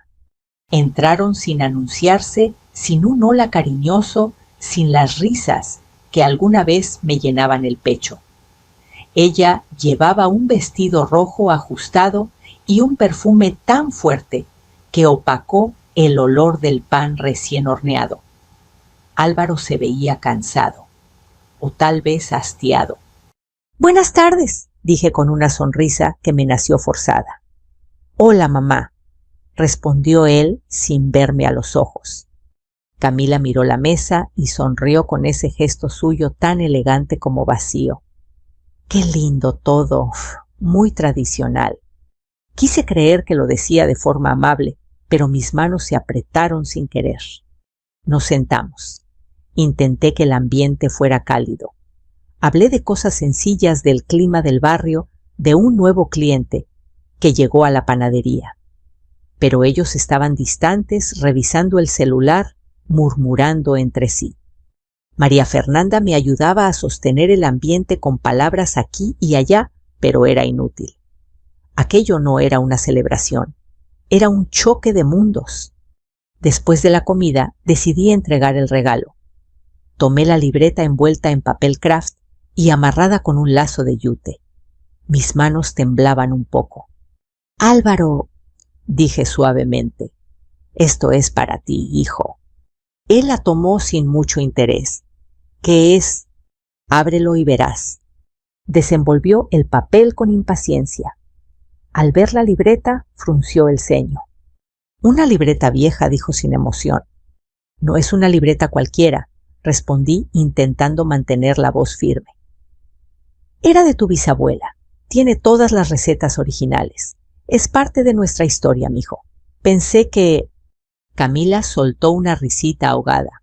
«Ay, Álvaro, qué tierno. Es como un recuerdo de museo». Álvaro la miró y sonrió cómplice. Y fue ese gesto pequeño, casi invisible, el que me señaló que algo dentro de él había cambiado para siempre.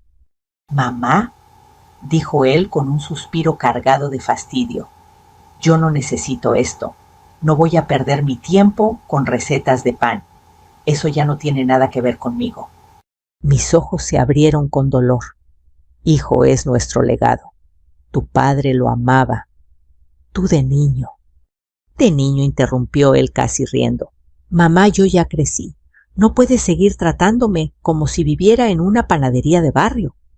María Fernanda se levantó de golpe. «¿Qué te pasa, Álvaro? Esa libreta es historia de la familia». «Historia que no me sirve para nada», respondió él. Y entonces ocurrió. Lo tomó. Tomó la libreta entre sus manos y frente a mí, frente a la mesa, frente a mi hija, frente a mi corazón latiendo roto. La dejó caer al suelo, como si fuera un trapo viejo, como si no hubiera valor, como si no hubiera memoria, como si no hubiera amor. El golpe seco del cuero contra el piso fue más fuerte que cualquier grito. Yo no pude moverme, no pude hablar, no pude respirar. Camila murmuró: «Bueno, tampoco era para tanto. Es solo un cuaderno viejo». María Fernanda gritó: «Eres un ingrato, Álvaro». Él levantó las manos molesto. «Ya, ya. No hagan drama por una libreta. No sirve para nada». Mis piernas se aflojaron. Me sostuve en la mesa para no caer. No lloré. No ahí. No frente a él. Solo dije con una voz tan tenue que apenas me escuché: «Gracias por venir, hijo». Y me di la vuelta para recoger los platos, fingiendo una calma que no tenía. Álvaro y Camila se fueron sin despedirse, diciendo que tenían otro compromiso importante. Cuando cerré la puerta, mi cuerpo finalmente reaccionó. Me dejé caer en la silla. Mis manos temblaron. Las lágrimas me bajaron silenciosas, calientes, desgarradoras. María Fernanda me abrazó. «Mamá, perdón por lo que te hizo». Yo negué con la cabeza. «No, hija, no me ha hecho nada. Él solo ya no es él». Pero dentro de mí algo se apagó, como una vela que alguna vez fue fuerte y ahora solo conserva el humo. Y ahí, en ese silencio, fue cuando tomé la decisión que cambiaría todo. Una decisión que nunca pensé tener que tomar con un hijo. Una decisión que me dolió más que cualquier desprecio. Una decisión que, aunque no quería, tenía que tomar. Porque a veces para que alguien recuerde de dónde viene, primero debe perder lo que tiene. Esa noche, cuando la puerta se cerró tras Álvaro y Camila, la casa quedó tan silenciosa que pude escuchar mi propio corazón latiendo, como si estuviera golpeando, para recordar que seguía ahí, aunque hecho pedazos. No dormí. No pude. Me quedé sentada en la mesa con la libreta a mi lado abierta por accidente en una página donde mi madre había escrito con su letra antigua y temblorosa: quien olvida su origen pierde su camino. No sé si ella lo escribió pensando en la vida o solo era una frase que escuchó alguna vez. Pero esa noche, esas palabras cayeron sobre mí como una señal. Me levanté y tomé la libreta entre mis manos. La acaricié. Olía viejo, pero también a recuerdo a trabajo, a familia. Las hojas estaban arrugadas donde habían golpeado el suelo. Las lágrimas volvieron no porque estuviera triste, sino porque entendí algo. Mi hijo no había tirado una libreta. Había tirado nuestra historia. Había tirado mis manos. Había tirado todo lo que nosotros fuimos juntos. Y dolía. Dios mío, cómo dolía. A la mañana siguiente fui a trabajar como siempre. La panadería olía a conchas recién hechas como todos los días. Los clientes saludaban, las señoras platicaban del clima, los niños corrían detrás de sus mamás. Todo parecía normal, menos yo. Me movía como si flotara. Cada pan que tomaba, cada bandeja que acomodaba, cada peso que cobraba, todo se sentía distinto. Vacío, frío. María Fernanda me observó varias veces preocupada. ¿Estás bien, mamá? Sí, hija, respondí con una sonrisa débil, solo cansada. Pero no era cansancio, era decepción. Era el duelo de una madre que se da cuenta de que ya no puede salvar al hijo que crió, porque él ya no quiere ser salvado. Cerramos la panadería al mediodía. Me quedé sentada en la mesa del fondo, mirando por la ventana hacia la calle donde Álvaro jugaba cuando era niño. Recordé cuando corría con su canastita azul repartiendo conchitas, cuando prometía ayudarme a modernizar la panadería cuando creciera, cuando decía que yo era la mejor mamá del mundo. ¿Qué había pasado con ese niño? ¿Dónde se había ido? ¿Cuándo lo perdí? No sabía las respuestas. Pero sí sabía una cosa: si yo no hacía algo, él seguiría hundiéndose. Y no estaba dispuesta a permitirlo. Esa tarde abrí el cajón donde guardaba los papeles importantes. Ahí estaban todos los documentos, escrituras de la casa, papeles de la panadería, certificados, copias de seguridad, y también aquello que él nunca había revisado. La documentación del coche que yo le había regalado. Sí lo usaba él, sí lo presumía él, sí lo conducía él, pero estaba a mi nombre. También encontré el documento de la cuenta bancaria conjunta que abrimos cuando él era estudiante para que yo pudiera ayudarlo fácilmente. Después, cuando empezó a trabajar, lo olvidó. Nunca la actualizó. Una parte del dinero que pensaba que era suyo, era mío, legalmente mío. Y ahí, mirando esos papeles, la decisión me atravesó como una luz clara en medio de la oscuridad. Retiraría todo: el coche, el dinero, los accesos, las facilidades, todo lo que yo sostenía sin que él lo notara. No para castigarlo, no por venganza, sino porque a veces un hijo necesita tocar fondo para volver a ver el cielo. Esa misma noche llamé a mi abogado de confianza, don Héctor. ¿Puedo pasar mañana temprano?, le pregunté, Por supuesto, doña Rosa. ¿Todo bien? ¿Todo? Claro, mentí.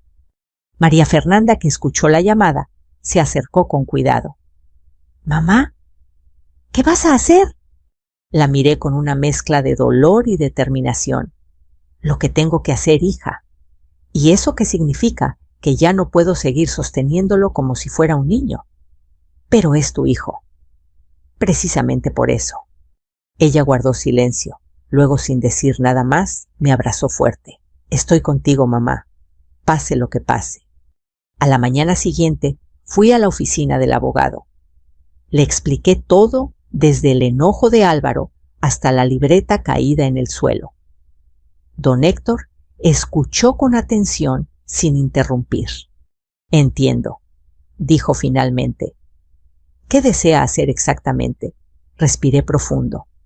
Quiero que el coche vuelva a mí. Quiero cerrar la cuenta conjunta. Y quiero bloquear el acceso a cualquier fondo que él haya estado usando. Es su derecho, respondió. Los documentos están claros. Todo está a su nombre. Podemos hacerlo hoy mismo. Hoy mismo. Sentí un nudo en la garganta, pero asentí. Hágalo. Firmé papeles, revisé documentos, entregué copias. Cada firma era un golpe, cada sello era un adiós. Pero también, curiosamente, cada paso me devolvía un poco de mi fuerza. Al salir de la oficina, sentí algo que no había sentido desde hacía meses: paz. Una paz triste, sí, pero paz al fin. Esa tarde, cuando el banco me confirmó el cierre de la cuenta conjunta y don Héctor me envió el documento de recuperación del coche, algo se acomodó dentro de mí. No era felicidad, era convicción. Me senté en el portal de mi casa con la libreta en las manos. El sol estaba bajando. El viento era suave. La ciudad olía a pan y lluvia. Y entonces dije en voz baja, como confesando un pecado: perdóname, hijo, pero ya no puedo seguir sosteniéndote mientras tú me tiras al piso. Mis lágrimas cayeron sobre la libreta justo donde mi abuela había escrito sus recetas. Era simbólico, era doloroso, era necesario, porque a veces una madre tiene que retirarse para que el hijo entienda cuánto valía su presencia. Y yo ya estaba preparada para enfrentar la tormenta que vendría después, porque sabía, con cada fibra de mi ser, que Álvaro no iba a reaccionar bien, que esto iba a romperlo, que iba a dolerle, que iba a culparme. Pero a veces el amor no significa proteger, significa soltar, significa permitir que la vida enseñe lo que las palabras ya no pueden. Y yo ya no tenía palabras, solo tenía la verdad y la decisión tomada. La tormenta se acercaba y yo estaba lista. Cuando tomé la decisión de retirar el coche y el dinero, pensé que me sentiría culpable. Pensé que en la noche no podría dormir, que mis manos temblarían, que mi corazón se haría pequeño, como cuando una madre castiga a un niño que ama demasiado. Pero no. Dormí profundo, como si por primera vez en meses el peso que llevaba en el pecho se hubiera movido un poco, abriendo espacio para respirar. Sin embargo, sabía que la calma no duraría. Sabía que Álvaro tarde o temprano se enteraría. Y cuando lo hiciera, el cielo se partiría en dos. La tormenta llegó 3 días después. Yo estaba en la panadería amasando el segundo lote de bolillos cuando escuché el portazo. Un portazo tan fuerte que las campanillas de la entrada no tuvieron tiempo ni de sonar. ¡Mamá!, gritó Álvaro, con una voz que no escuchaba desde que era adolescente. Las clientas se quedaron en silencio. Algunas miraron con incomodidad, otras con lástima. Respiré hondo y salí del área de trabajo limpiándome las manos en el mandil. Aquí estoy, hijo. Él entró con pasos pesados, el rostro rojo, los ojos encendidos. Traía el teléfono en la mano, como si quisiera usarlo como arma. ¿Qué hiciste? Escupió las palabras. ¿Qué demonios hiciste? Baja la voz, Álvaro. Hay clientes, le pedí suavemente. Me da igual, gritó. ¿Cómo te atreves a quitarme el coche? ¿Y el dinero? ¿Qué es esto, mamá? ¿Una venganza? ¿Un castigo? Cerré los ojos un segundo. Era la reacción que esperaba. Era el dolor que sabía que vendría. No es venganza, hijo, respondí con calma. Solo estoy tomando de vuelta lo que es mío. Mío golpeó el mostrador con la mano. Ese coche es mío, yo lo uso. Pero está a mi nombre, dije sin subir el tono, sin moverme. Siempre lo estuvo. Álvaro rió con incredulidad. ¿Y eso qué? ¿Ahora vas a quitarme todo? ¿Qué sigue, mamá? ¿Vas a correrme de tu vida? Miré sus ojos. Esos ojos que un día brillaron de amor, hoy brillaban de rabia y de miedo. Álvaro, dije con voz suave, yo no te estoy castigando, solo estoy dejando de sostener lo que no valoras. Él apretó los dientes. ¿Esto es por la estúpida libreta? Esa frase me partió como un rayo. Pero me mantuve firme. Esto es por todo, hijo. Por cómo me hablas, por cómo me miras, por cómo olvidaste quién eres, por cómo permitiste que alguien más te convenciera de que nuestra vida es poca cosa. Los clientes observaban en silencio, pero yo no sentía vergüenza, sentía claridad. Álvaro bajó la mirada un instante, respirando como si le faltara aire. Camila dice que lo hiciste porque te molesta que tenga éxito, que estás celosa, que no soportas que crezca. Ahí fue cuando entendí. Ella había envenenado no solo sus acciones, sino también su percepción. Se había metido en sus dudas, en su orgullo, en su corazón. Hijo, respondí con serenidad. Si eso fuera cierto, no te habría levantado de niño, no habría trabajado horas extras para tus estudios, no habría abierto una cuenta para ayudarte cuando tu padre murió, no habría dejado de comprar cosas para mí, para dártelas a ti. Un silencio cayó sobre la panadería.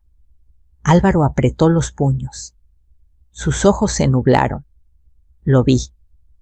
Vi la lucha interna, el choque entre lo que él sabía y lo que ella le había hecho creer. No me manipules, mamá, dijo al fin, aunque la voz ya no tenía la fuerza de antes. Devuélveme lo que es mío. Negué lentamente. No, hijo, no mientras no respetes lo que yo soy. Él tragó saliva. Entonces ya no quiero nada tuyo. Perfecto, respondí con el corazón roto, pero firme. Así aprenderás lo que significa tenerlo. Álvaro retrocedió un paso sorprendido por mi tono. Él esperaba llanto, esperaba súplica, esperaba la madre que siempre lo salvó de sí mismo. Pero esa madre estaba cansada. Vete, Álvaro, dije sin temblar. Tómate el tiempo que necesites, pero hasta que no hables con respeto, no vuelvas. María Fernanda salió del área de atrás. Hermano, por favor. Pero él levantó la mano. No necesito nada de ustedes, dijo con ojos brillosos a punto de romperse. Ni su casa, ni su panadería, ni su amor. Y se fue. Salió con pasos furiosos, pero la espalda curva, como si la rabia no alcanzara a sostenerle el orgullo. La puerta se cerró. La panadería siguió oliendo a pan dulce, pero todo estaba triste. Pasaron días, una semana, 2, un mes. Silencio, ni un mensaje, ni una llamada. Yo seguía trabajando. Cada mañana abría la panadería como siempre. La vida continuaba, pero mi corazón tenía un hueco del tamaño del hijo que ya no venía a verme. La gente preguntaba por él. Yo sonreía diciendo que estaba ocupado. Pero todos sabían. En un pueblo nada se esconde. Un día, mientras preparaba pan de muerto, escuché la campanilla de la entrada. Levanté la vista y allí estaba Álvaro, más delgado, con ojeras profundas, sin camisa, con la ropa arrugada y con una mirada que no veía desde que tenía 12 años, la noche que perdió a su padre. «¡Mamá!», dijo con la voz quebrada. Yo solté la bandeja. Él avanzó 2 pasos. Sus ojos se llenaron de lágrimas. Sus labios temblaron. Y con la voz rota, como si las palabras le costaran, dijo: «Perdón, mi pecho se quebró. Él cayó de rodillas y yo corrí a abrazarlo». «Perdóname, mamá», repitió. Yo perdí todo. Camila me dejó cuando se enteró de que el coche no era mío. Mis amigos desaparecieron, perdí el trabajo. Y de pronto me vi sin nada, solo con lo que tú me diste una vez. Y tiré. «Shh», le dije acariciando su cabello como cuando era niño. «Ya estás aquí, hijo, ya estás aquí». Él lloró en mis brazos como cuando aquel mundo se le rompió a los 12 años. Y entendí algo: no lo perdió todo. Perdió lo que nunca le perteneció y recuperó lo único verdadero: la familia, la raíz, el origen. Hoy Álvaro trabaja conmigo. Volvió a la panadería, volvió al aroma de la masa, volvió al hogar. A veces aún se siente avergonzado, pero yo lo abrazo y le digo: los hijos no se pierden, solo se alejan hasta aprender el camino de regreso. La libreta la restauramos juntos, página por página, memoria por memoria. Y ahora, para cerrar esta historia, quiero decirte algo a ti que estás escuchando. Las madres no dejamos de amar, pero también aprendemos a soltar cuando es necesario. Y a veces soltar es el mayor acto de amor. Gracias por acompañarme en este viaje tan personal, tan humano, tan real. Si esta historia tocó tu corazón, si te hizo pensar en tu familia, si te hizo recordar algo que creías olvidado, déjame saberlo en los comentarios. Cuéntame desde dónde nos escuchas. Comparte esta historia con alguien que lo necesite. Y no olvides suscribirte para seguir caminando juntos en estas historias que nos recuerdan lo que realmente importa. Porque aún nos quedan muchas historias por contar y quiero compartirlas contigo.